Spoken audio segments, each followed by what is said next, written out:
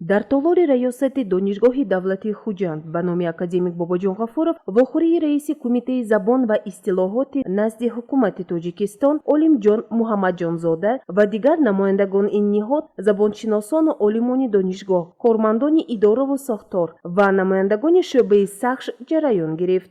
намояндаи мақомоти иҷроии ҳокимияти давлати вилояти Суғд Тоҷибой Султонӣ дар ҷаласа суханронӣ намуда доир ба ҷойгоҳи забони тоҷикӣ ва мақому мавқеи он дар ҷомеа ҳарф зад.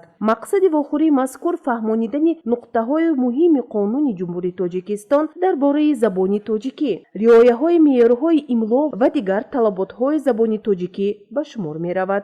аз соҳибони забон, яъне халқи шарафманди кишварамон خواهش میکنیم که همان طوری که قاعده حرکت راه را رعایت میکنیم و هنگام رعایت نکردن آن ما بی جزا و بی جریمه نمیمونیم.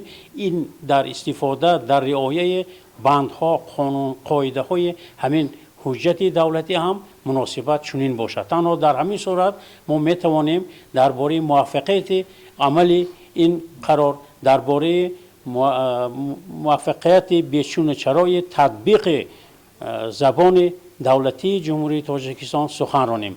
забоншинос доктори илмҳои филологӣ Сайфиддин Назарзода оид ба тағйироту иловаҳои имлои забони тоҷикӣ ҳарф зада талаботи асосии онро ба иштирокчиён фаҳмонид. Раҳматуллозода Саҳидод, ҷонишини раиси кумитаи забон ва истилоҳот доир ба истифода ва риояи меъёрҳои забони адабии ҳозирии тоҷикӣ дар ҳуҷҷатҳои расмӣ ва дигар санадҳо ҳарф зад. ном бурда аз ҳозирон даъват ба амал овард ки дар риояи қонуниятҳои забони тоҷикӣ масъулияти ҷиддӣ зоҳир намоянд.